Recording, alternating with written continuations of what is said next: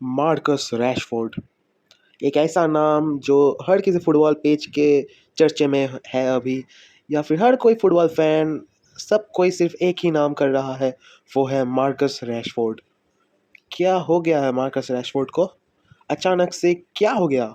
पिछले कुछ सालों में या फिर महीनों में मार्कस रैशफोर्ड का नाम और निशान भी हमें नहीं दिख रहा था ठीक से। खेल रहे थे, परफॉर्मेंस दे रहे थे, एवरेज परफॉर्मेंस दे रहे थे, लेकिन अचानक क्या हो गया? इस वीडियो में हम डिस्कस करने वाले हैं वही चीज़।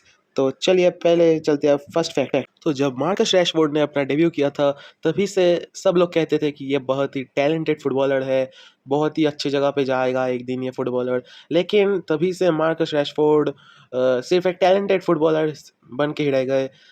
दिन पे दिन उन्हें ओवररेटेड कहा गया, लेकिन अब वो दिखा रहे हैं क्यों है वो ओवर पावर्ड नहीं, नॉट ओवररेटेड। तो फर्स्ट फैक्टर जो है एरिक टेन हाग का इफेक्ट, और ये सबसे ज़्यादा बड़ा इफेक्ट है। अभी तक जो मैनेजर्स थे मेन्यू के, सोल्कयायर या फिर रैंगनिक, जिसको भी कह लो, उनका मार्कस रैशफोर्ड को लेके कोई प्लान नहीं था। लेकिन यहाँ पे मैनचेस्टर यूनाइटेड के लिए अभी एरिक टेन हैग जो गेम प्लान बना रहे हैं, उसमें मार्कस रैशफोर्ड के लिए अलग एक प्लान है, जिसमें ब्रूनो फर्नांडिस कह लो या फिर साबिट्ज़र अगर खेलेंगे तो उनको भी ले लो, या फिर फ्रेड कह लो, सबका एक ही पॉइंट ऑफ व्यू होगा। वो है मार्कस रैशफोर्ड को ढूंढना जब वो रन बनाएंगे, क्योंकि मार्कस रैशफोर्ड सबसे खतरनाक खिलाड़ी है जब वो एक रन लगा रहे होते हैं। दुनिया के किसी भी खिलाड़ी से सबसे ज़्यादा भयानक हो जाता है वो उस वक्त। तो उस चीज़ को काम में लगा है एरिक टेन हैग ने। पिछले मैनेजर्स ने वो लिंक अप नहीं दिखाया था, उनका कोई प्रॉपर प्लान नहीं था मार्कस रैशफोर्ड को लेके। सेंटर फॉरवर्ड में पिछले साल रोनाल्डो खेल रहे थे, तो मैन्यू का मेन फार्मूला था कि दूर से क्रॉस करो या फिर कुछ करो, रोनाल्डो को बॉल दे दो, वो गोल करेगा। लेकिन यहाँ पे फॉरवर्ड लाइनअप पे अभी एरिक टेन हैग सभी को लिंक करा रहे हैं। एंटनी, वेघोर्स्ट, सब कोई रैशफोर्ड को ढूंढ पाता है और उनके बीच में लिंक का बहुत ही अच्छा है। तो ये मार्कस रैशफोर्ड के करियर में एक बहुत बड़ा टर्निंग पॉइंट बन के आ गया है। ये था हमारा पहला फैक्ट।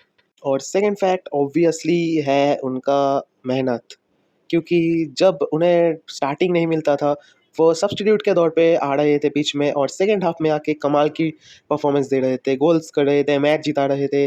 तो एक कॉन्फिडेंस आ गया उनको खुद के ऊपर, और वही कॉन्फिडेंस अभी उनके काम आ रहा है, और टीम के भी, क्योंकि वो विनिंग गोल्स कर रहे हैं, वो टीम को जिता रहे हैं। इस वक्त दुनिया के अगर टॉप 3-4 बेस्ट प्लेयर्स कह दोगे तो मार्कस रैशफोर्ड ऑब्वियसली होंगे उनमें। तो अ, कुछ भी चीज़ मेहनत के अलावा आप नहीं पा सकते। तो मार्कस रैशफोर्ड ने यहाँ पे काम किया अपने फिटनेस के ऊपर, अपने स्पीड के ऊपर, अपने फिनिशिंग के ऊपर, और उसका रिजल्ट अब हमें दिखता हुआ। And the third important point, which is a very important point, that is कैसेमीरो's inclusion in the team. Casemiro ने अपने टीम को डिफेंसिवली एक स्टेबिलिटी दिया है। जब भी कोई अटैक आ रहा होता है मैन यू के डिफेंस की तरह, कैसेमीरो बीच रास्ते पे उसे ब्रेक करने की कोशिश करते हैं, और 60% टाइम वो उसमें सक्सेसफुल होते हैं। तो ऐसे एक फिजिकल और खतरनाक डिफेंसिव मिडफील्डर नहीं था मैन यू में अब तक, जो अब आ गया है। तो ब्रूनो फर्नांडिस, फ्रेड या फिर ऐसे मिडफील्डर्स को अब डिफेंसिव रिस्पॉन्सिबिलिटी थोड़ा कम करना पड़ रहा होता है, तो वो अटैकिंग रिस्पॉन्सिबिलिटी ज़्यादा करते हैं, और वहाँ पे अटैकिंग फेज में ज़्यादा हेल्प करते हैं टीम को, और रैशफोर्ड जैसे प्लेयर्स को वो ढूंढ पाते हैं रन लगाने वक्त। इसीलिए तो कैसेमीरो का इंक्लूजन इन द टीम एक बहुत ही बड़ा पॉइंट होके आया है। रैशफोर्ड के मतलब रैशफोर्ड 2.0 हमें जो देखने को मिला है उसके लिए। सो apparently these are the three facts that are having the biggest effect on Rashford's new version. Rashford उखड़ के आ रहा है, इसलिए यही तीन थे फैक्ट। सब्सक्राइब कर देना चैनल को प्लीज़।